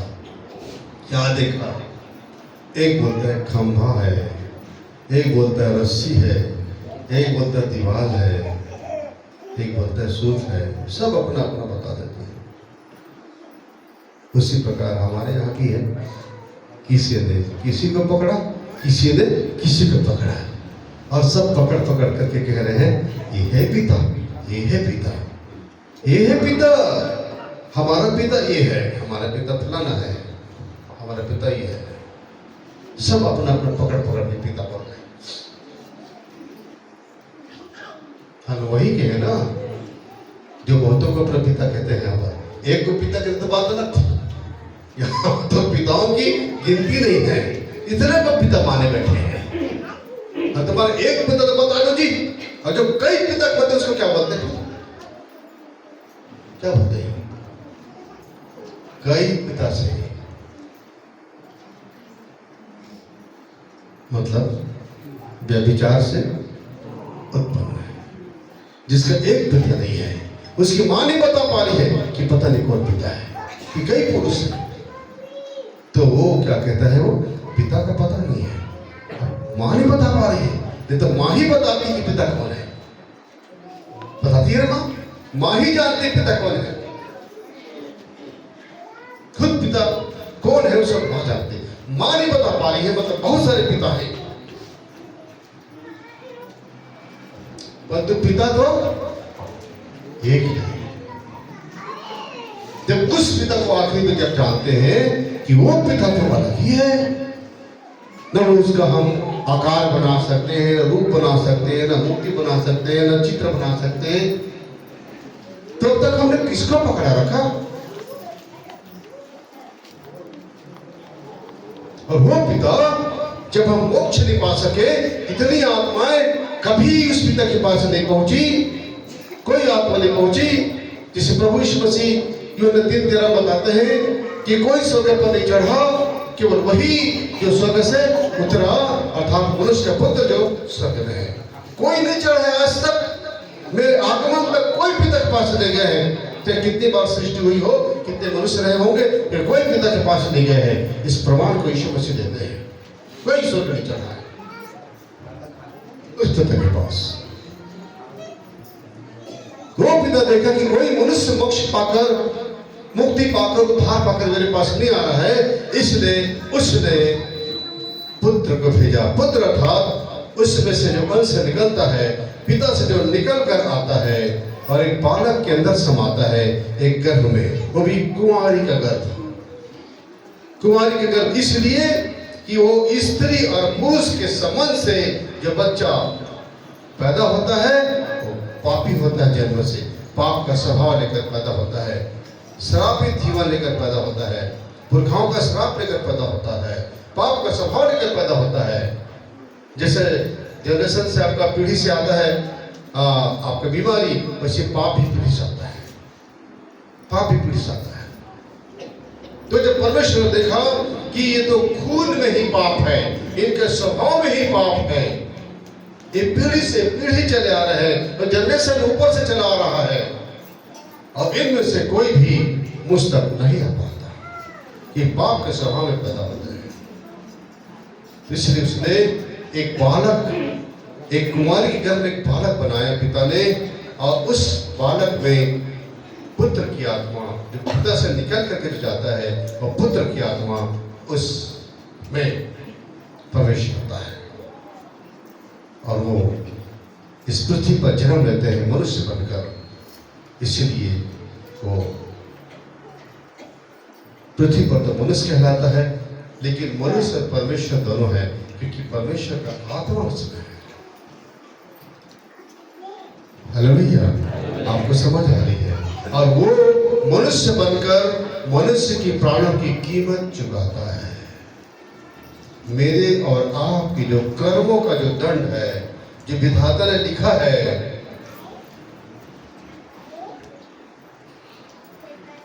कहां लिखा है भाई? विधि का लेख कुलीसियों 2:14 पढ़िए। कुलीसियों 2:14। और विधियों का लेख जो हमारे नाम पर और हमारे विरोध में था, मिटा डाला और उसे क्रूस पर कीलों से जड़कर सामने से हटा दिया है। विधि का लेख, विधाता का लेख, जिसके लिए लिखा है, कहते को देवता लोग भी बोलते हैं कि विधाता का लेख, विधि के लेख को कोई नहीं मिटा सकता, हम नहीं मिटा सकते है।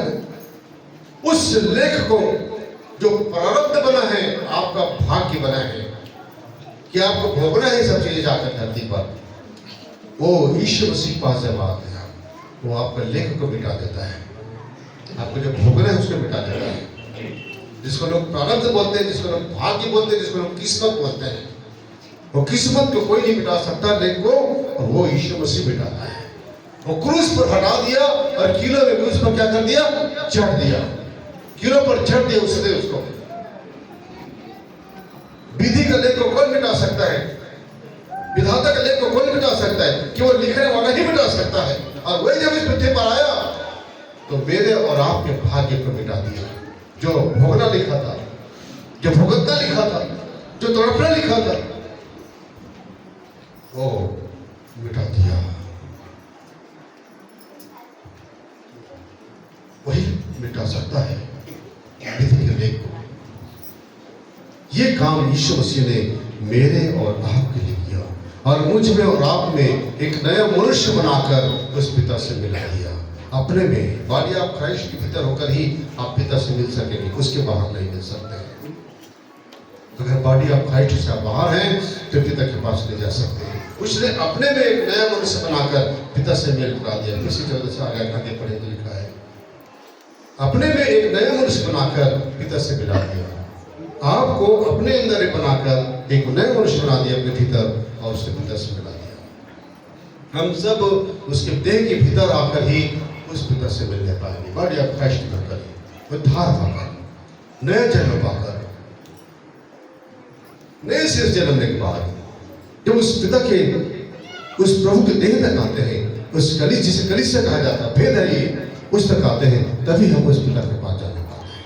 हम अपने पाप और गुनाहों से छुटकारा पाकर, मोक्ष यही है। आपके पास असंख्य पिता हो सकते हैं, ऐसा नहीं है। आपका पिता एक ही है, मेरा और आपका पिता एक ही है। और अब तक हम बिना परमेश्वर के थे, बिना पिता के थे। वो पिता जिसने भेजा उसको न जानकर हम ईश्वर रहित थे। इसलिए वो हमारे लिए मनुष्य बना, हमारे लिए कीमत चुकाया, हमारा जगह लिया, हमारा अधर्म का, हमारे पाप का, हमारी बुराई का दंड को अपने ऊपर लिया और हमको मुक्त करता है। पिता से कहता है इन्हें क्षमा करना है, इन्हें क्षमा करना है। हमसे क्षमा, हमारे क्षमा लेता है पिता से।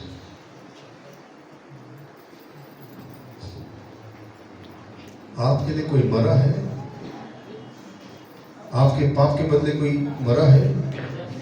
आपने गुनाह किया, आपने धारा तोड़ी और आपने जगह में कोई दूसरा जेल गया है? नहीं गया ना, कोई नहीं गया, कोई आपका जगह लेता है। धरती पर आपका सुख को बांट लेंगे, दुख को नहीं बांट सकते, कोई नहीं बांट दुख को। आपके हाथ से हत्या हो गई है तो हत्या का दंड आपको मिलेगा। दूसरा कहेगा जाओ भाई मैं आपको बदले में जाके उम्र कैद की सजा लेता हूँ या फांसी लेता हूँ, नहीं कहता है। उसने लिया, उसने मेरे और आपका जगह लिया, उसने कीमत चुकाई। हालेलुया। यही मैं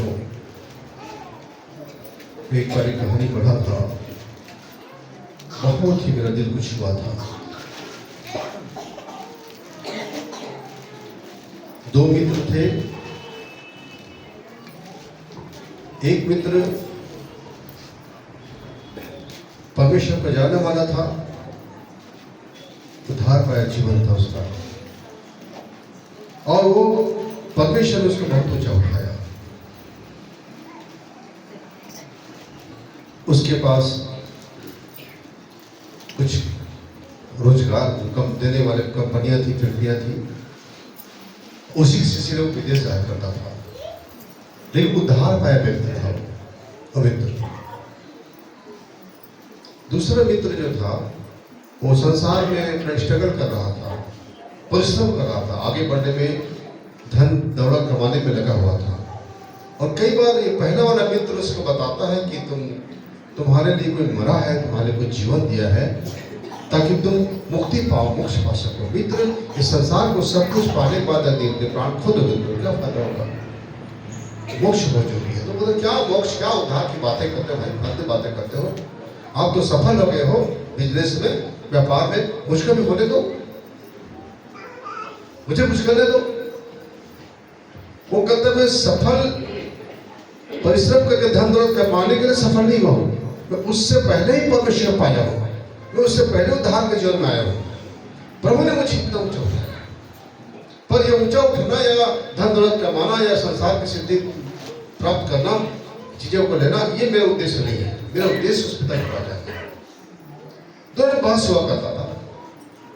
एक दिन वो मित्र बोलता है अपने दूसरे मित्र से कि देखो मुझे बाहर जाना है, कि विदेश जा रहा हूं मैं, और मुझे पानी जहाज में जाना है और वहां पर से कुछ माल भी लाना है, कुछ माल भी लाना है मुझे, इसलिए मैं पानी जहाज में जाऊंगा और उससे माल लेकर आऊंगा। अपना बिजनेस के लिए। तो दूसरा मित्र बोलता है तुम भी चलो, विदेश जाने का मौका मिल जाएगा, तुम कभी गए नहीं हो। उसने कहा मैं नहीं गया हूँ, चलो भैया आपके साथ चलने का मौका मिल रहा है। दोनों मित्र वहां पर गए विदेश में, उन्होंने घुमा, अपने मित्र को कई देश घुमाया हो, चलो आया मैं कुछ देश तुमको घुमा दूँ, सब पीछे कहते ले गए, परमिशन ले लिया था और घुमाया हो। घुमाने के बाद में फिर वापस अपने सामान लेकर के उस जहाज में डलवाया और उसके बाद उस जहाज में दोनों मित्र सवार हुए और वापस आने लगे। आधी यात्रा कर पाए थे जो इंग्लैंड से वापस आ रहे थे, आधी यात्रा कर पाए थे। और उसके बाद उनका जहाज में तकनीकी खराबी आ जाती है और जहाज डूबने लगता है।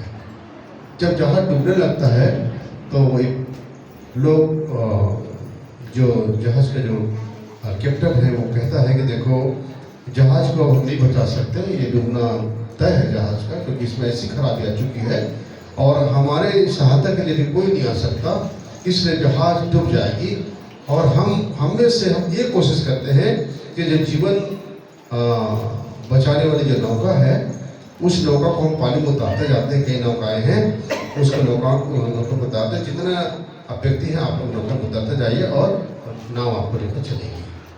आगे आपको सहायता आपने लेना, आप बचाएंगे, क्योंकि हम सूचना भेजते हैं आपके लिए और वहां तक सूचना चली जाएगी तो नाव आपको कोई न कोई जहाज के द्वारा लोग बचा लेंगे। लेकिन अभी तो आपको बचाने के लिए नाव नीचे उतारनी पड़ेगी। और कप्तान जो है यात्रियों को बोला कि देखो, हम ऐसे आपको नाव में नहीं भेज सकते क्योंकि हमारे पास ज्यादा नाव तो है नहीं, है ना। तो आप ऐसा करिए, आपका हम वो सिस्टम निकालते हैं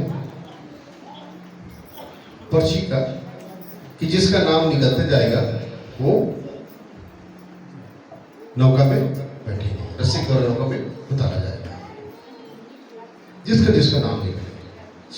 तो एक नाव भर गई, दूसरा नाव भर गई, तीसरा नाव भर गई, ये नाव बाकी था, ये नाव भर रही थी। इसमें भी अब कुछ बहुत सारे तो लोग थे, अब सबको नंबर तो मिलेगा नहीं, बाकी उनको डूबना तय है। लेकिन जिनको मतलब वो कागज निकल जाती, पर्ची निकल जाती है, वो लोग उस नौका में जाके बैठेंगे। तो यहाँ पर लोगों में भगदड़ मची थी। कोई लोग बोलते, भैया सर सुनिए सर, मेरे बच्चों को ले जाइए, मुझे रहने दीजिए, रहने दीजिए मुझे, मेरे बच्चों को ले जाइए। तो उन्होंने कहा, किसी की पत्नी, किसी की बहू, किसी की बेटी, किसी का बेटा, हम किसको बचा सकते हैं, इसलिए पर्ची निकालना है, जिनका नाम पर्ची में आएगा वही वहां जाएंगे। तो किसी का नंबर आता था ना, तो कोई इसलिए चला गया, भैया मेरी बच्ची को आपके जगह जाने दीजिए ना, रुक जाइए भैया, छोटी बच्ची है, इसने जीवन नहीं देखा है, संसार नहीं देखा, इसको आप रुक जाइए। तो बोलते, अच्छा किस्मत से ऊपर वाले ने मेरा नाम पर्ची में निकाला है और मैं आपकी बेटी को, आपकी बच्ची को बचाऊं और मैं यहाँ रुक जाऊं? नहीं बहन जी, आप भी दुआ करो आपकी बच्ची का नंबर आ जाए, वो चले जाएगी, मैं तो जा रहा हूँ। कोई किसी के लिए नहीं जा रहा, सब हड़बड़ी में थे, सब अपने प्राण बचाने के लिए। देखते जिसका नंबर जाता फटाक से जल्दी लाइन में आ जाते थे। कप्तान उनका लाइन में उनको नहीं तो खींचता, चलो तुम्हारा नंबर आ गया, चलो तुम्हारा नाम, जिसका नाम। अब ये दोनों मित्र बैठे हुए थे। एक मित्र शांत था, जो मुक्ति पाया था, जो खुदा को जानता था, जो उसका जन था, उसका दास था, वो शांत था। और दूसरा मित्र बहुत परेशान था, कहां मैं इसके साथ आ गया, मेरे दिमाग खराब थी, मेरे दिन खराब थे, पूरे थे, इसका साथ आ गया, ये परमेश्वर वाला साथ आ गया, ये कहाँ का परमेश्वर वाला दोस्त बन गया मेरा। आज मैं भी मरूंगा, ये तो मरेगा कुछ मिल जाएगा। और कुछ समय के बाद में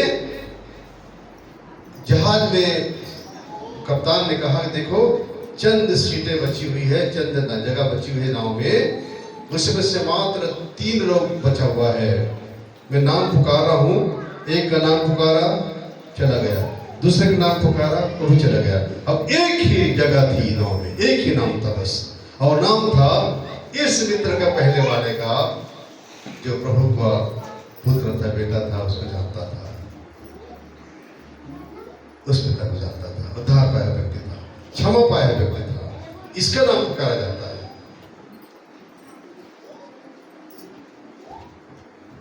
तब ये व्यक्ति अपने मित्र को बोलता है, सुन तो बहुत परेशान है,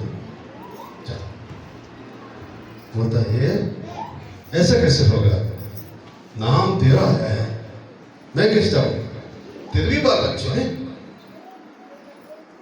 तेरे भी परिवार है, तू जा, तेरा नाम आया, तेरा वो परमेश्वर तेरा सुन लिया, जा तू। वो कहता, सुन मेरा परमेश्वर तो हमेशा मेरा सुनता है, वो तो हमेशा मुझे बचाता है, लेकिन इस बार तू बच जाना, मेरी जगह तू चला जा। वो तो नहीं, ये तो पाप हो जाएगा। पाप नहीं, यहां से छूट गई तो पाप से छूटेगा तू। सुन, मैं पर्ची तुझे दे रहा हूं, मेरा नाम चिल्लाया जा रहा है ना, पर्ची, ये पर्ची लेके जा, बोल दे, पर्ची दे दे, उसी नाम का तुझे पर्ची लेकर तुरंत उसमें नाम में बिठा देंगे। वो पर्ची मेरे नाम का है, लेकिन तो पर्ची तो रहेगा, जाओ जाओ। मित्र बोलता ऐसा नहीं होगा, ऐसे ही होगा, लेकिन उठा के धक्का देता जोर से। अब भीड़ थी वहां पर, चला रहा था कप्तान, कई भीड़ जरूर हो रहे थे कि निकलने के लिए, उस भीड़ में धक्का दे, 2-3 धक्का के बाद वो कप्तान के पास जाके गिरा और कप्तान को निकल पर्ची दे, जल्दी से पर्ची लिया और उसको रस्सी पकड़ा के नीचे उतार दिया। नाव में गया, वो व्यक्ति अवाक था, नंबर उसका, भेज मुझे दिया।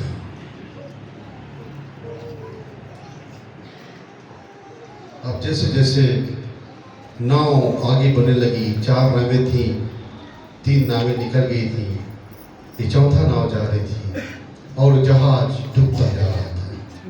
अब कोई नाव नहीं थी, कोई व्यक्ति नीचे नहीं उतर रहा था, सब जहाज में थे। बहुत सारे लोग जहाज में थे, जहाज डूब रहा था और व्यक्ति रो रहा था, खूब रो रहा था। लोग पूछ रहे थे कि तुम क्यों रो रहे हो, तुम तो बच गए, तुम्हारा परिवार है वहां जहाज में? नहीं। तुम्हारा बेटा है? नहीं। तुम्हारी पत्नी? नहीं। बेटी? नहीं। और कुछ नहीं? तुम्हारा कोई परिवार नहीं? नहीं। तो फिर क्यों रोता है? खुश होना। तो खुश नहीं हो रहा था, रो रहा था। धीरे धीरे धीरे धीरे जितनी देर दूर वो नाव जा रही थी जहाज से, और जहाज डूबता जा रहा था। नाव दूर होती जा रही थी किनारे की तरफ, और ये डूबता जा रहा था। आखिरी बार तक वो डूबते हुए देखा, वो जहाज को और जहाज के भीतर अपने मित्र को। हर रोज शाम को वो समुद्र के किनारे बैठा करता था, हर दिन वो जहाज को देखता था और जहाज को देख के रोता था। अपने फैक्ट्री जाता था, कंपनी में जाता था, वहां से वो शाम को आ जाता था। हर शाम 4 बजे वो समुद्र के तट पर बैठ करके जहाजों को देखा करता था, रोया करता था। समुद्र के किनारे एक ऐसा बंगला बना हुआ था, वहां पर एक स्त्री थी। उस बंगले में ऊपर शाम को भी टहलने जाती थी, तो रोज देखती थी कि वो आदमी को, वो व्यक्ति रोज आके समुद्र के किनारे बैठा करता है, जहाज की तरफ देखता है। कई बार वो स्त्री उसको देखने भी गई, फिर एक दिन रहा नहीं गया, वो व्यक्ति बैठे बैठे रोता क्यों है। एक दिन स्त्री अपने बंगले से नीचे उतरी और दूर जाकर के उस समुद्र के किनारे बैठे उस व्यक्ति के पास पहुंची और उसने कहा कि सर, मैं देखती हूँ कि आप हर दिन, मैं कुछ सालों से देख रही हूँ, आप हर दिन यहाँ पर ठीक 4 बजे आ जाते हैं शाम को, और फिर दिन डूबते तक आप यहाँ पर होते हैं। आप रोते हैं, क्यों रोते हैं आप? जहाज से और समुद्र से क्या आपका क्या नाता है, आपका क्या रिश्ता है? उसने उस स्त्री से कहा, तुम्हारे लिए कोई मरा? उस स्त्री ने कहा, नहीं। मैं फिर पूछ रहा हूं, तुम्हारे लिए कोई मरा?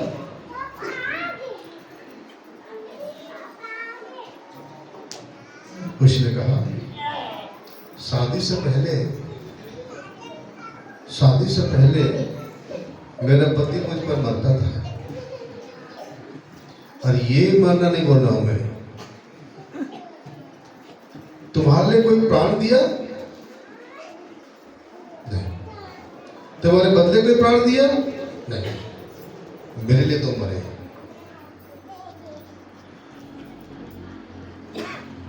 उसने कहा, 2 मरे? किसे 2 मरे? उसने बताया अपनी पूरी कहानी, जहाज में जाने का, जहाज का डूबने का, उसकी मित्र अपनी जगह उसे बचाता है और उसकी जगह लाता है, इसको बताया। और फिर बोलता है, और एक मेरा मुक्तिदाता जो मेरे लिए मरा। मेरे मित्र ने कहा, मैं तो धार आया हुआ हूँ, मैं पिता के पास जाऊंगा, फिर मिलेंगे। वो फिर सीयू कहता, फिर मिलेंगे, वहां मिलेंगे, मित्र जाओ। तुम मुक्तिदाता को स्वीकार कर लेना, मेरे प्रभु स्वीकार कर लेना, ऐसी मत आना, नहीं मिल पाओगे मुझसे। मुक्तिदाता के पास उस मित्र की मौत ने उसे यीशु मसीह तक लाया और यीशु मसीह को टूट कर ग्रहण किया हो, एक एक पाप को क्षमा मांगकर ग्रहण किया हो, क्योंकि उसके लिए उसका मित्र के भी प्राण गया था और फिर यीशु मसीह के भी प्राण। तो वो बताता है मेरे लिए दो मरे, एक मेरा मुक्तिदाता, एक मेरा मित्र। इसलिए मैं मुक्तिदाता के लिए रात को उसकी चरणों में बिताता हूँ और शाम अपने मित्र के लिए जहाज के किनारे बिताता हूँ। मैं दोनों को नहीं भूल सकता, दोनों ने मुझसे बहुत मोहब्बत किया है। यीशु मसीह इतना मोहब्बत किया मेरे लिए कि मेरे बदले में अपना प्राण दे दिया, अपना लहू दे दिया, जिस्म के कतरे कतरे खून लहू दे दिया, अपना शरीर दे दिया, अपना प्राण दे दिया, मेरा जगह ले लिया क्रूस पर, कब्र पर मेरा जगह ले लिया। उसने मेरे लिए अपना प्राण दे दिया। एक मेरा मित्र है जिसने मुझे बचाने के लिए अपना प्राण दे दिया। वो स्त्री उसी जगह पर घुटने में आती है और प्रभु यीशु मसीह से को अपना जीवन देती है, कहती है मैं भी उस प्रभु को जानती तो हूँ, उतना ही मुझे प्रचार में बताया गया है। मैं कई बार चर्च भी गई हूँ लेकिन मैं उसे ग्रहण नहीं कर पाई थी, आज मैं उसे ग्रहण करती हूँ। फिर होती है, वो प्रस्ताव करती है, क्यों आपके लिए जीसस ने प्राण दिया और कोई दूसरा आपके लिए नहीं मरा है।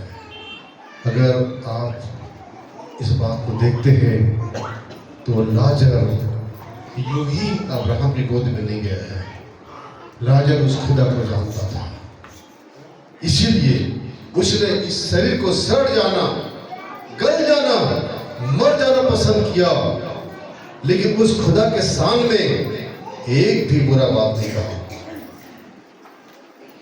आप छोटी छोटी बात पर खूब उड़ाते हो, आप छोटी छोटी बात पर टेंशन करते हैं, आप छोटी छोटी बात पर दोष लगाते हो, आप परमेश्वर में भी कई बार दोष लगाते हो अपरोक्ष में। आपकी जिंदगी के बनाने वाला कब से आपका इंतजार कर रहा है कि कब आप उसके पास आओगे। वो आपके लिए आंसू बहाता है, वो आपके लिए तड़पता है कि कब मेरा बेटा मेरे पास आए, कब मेरी बेटी मेरे पास आए। यूं ही आपका जीवन बीत रहा है और कुछ दिनों में आपकी जिंदगी बीत जाएगी। कब इसकी मौत है कोई नहीं जानता। प्रभु यीशु मसीह पहले आएंगे कि मृत्यु पहले आएगी कोई नहीं जानता। इसलिए मैं आपसे कहना चाहता हूँ कि लाजर उस पिता की गोद में इसलिए गया कि उस समय वो उस पिता को जानता था और केवल उसकी तारीफ और प्रशंसा ने उसे अब्राहम की गोद तक पहुंचा दिया। उसका भय मानता था खुदा का। आप भी भय मानो प्रियो कि दुनिया में कोई अच्छी चीजें नहीं है, सब सड़ी गली मांस के लिए और सड़ी गली शरीर के लिए, जो कल बदबू में खुद में पीठ में बह जाएगा, उसके लिए आप मत मरो। जीवन के कर्ता को पकड़ लो, उद्धार के कर्ता को पकड़ लो। संसार की चीजें एक बार आपको दगा दे देगी, छोड़ देगी। पैसे कभी किसी के साथ नहीं रहता, आज आपके हाथ में कल किसी के हाथ में। दौलत भी हमेशा कभी किसी के साथ नहीं रहता, जगह बदल देता है। लेकिन जो कभी नहीं बदलता वो परमेश्वर कहता है मैं यहोवा बदलता नहीं। इसलिए इस्राएल के संतान को नाश की हुई, वही नहीं बदलता, उसके पास आ जाओ। क्या चीजों के पीछे जान दे रहे हो? क्या ये चीजें आपको अपने पीछे लेके चलना चाहती है? संसार का आकर्षण, ग्लैमर, चकाचौंध। जाओ फिर भी दुनिया के लोग देखो बड़ी बुरी मौत मरते हैं। अभी भी कहते को देखो ड्रग्स में फंसे हुए हैं, जिनको आप सुंदर और अच्छा देखते हो ना, मेकअप उतरने के बाद देख रहे हो उसको पहचानोगे नहीं। वो चीजें आपको अपनी तरफ आकर्षित न करें। फूल के समान हमारा जीवन है, जवानी कुछ समय तक रहता है, उसके बाद उतर जाता है। अच्छा, खुशबू के समान, फूल के समान दिख रहा मनुष्य मुरझा जाता है, बीमारी से, रोग से। समय बदलता है, वो कहाँ पहुंच जाता है, बूढ़ा हो जाता है। बस थोड़ा थोड़ा समय है। 3 बार जो परमेश्वर ने 3 जो रूप में हमें बना दिया है समय, बचपन, जवानी, बुढ़ापा, ये तीनों पलक झपकते बदल जाएंगे। कैसा समय गुजर जाएगा पता नहीं चलेगा। आपको उम्र इतना हो गया पता नहीं चला। अभी भी वक्त है खुदा यीशु मसीह की क्रूस के नीचे आने का। आज अपना जीवन दे दो। यदि आज उसका शब्द सुनो तो अपने मन को कठोर मत करो। आज ही उसके पास लौटो। पंडित धर्मप्रकाश शर्मा ने कहा था इंदिरा गांधी जी को, जब उसने कहा था कि बाइबल को मैं 3 बार पढ़ चुकी पंडित जी, लेकिन बाइबल मुझे समझ नहीं आती। पंडित धर्मप्रकाश शर्मा ने कहा ये पवित्र आत्मा द्वारा लिखा गया है, इसे कोई समझ नहीं सकता जब तक पवित्र आत्मा ने समझाया। आइए मैं आपको बताता हूँ। और जब उसने इंदिरा गांधी जी के साथ संगति की, इंदिरा गांधी ने कहा अच्छा बड़ा गहरी बात है पंडित जी, मेरा तो हृदय को छू लिया ये। आज मैं समझी समस्या को। तो पंडित धर्मप्रकाश शर्मा ने कहा तो अभी अपना जीवन उनको दे दो, अभी अपने हर एक गुनाहों के पछतावा करके उसको स्वीकार कर लो। तो इंदिरा गांधी ने कहा नहीं पंडित जी, अभी नहीं, अभी नहीं। पंडित धर्मप्रकाश शर्मा ने कहा दे दीजिए। उसने कहा अभी नहीं।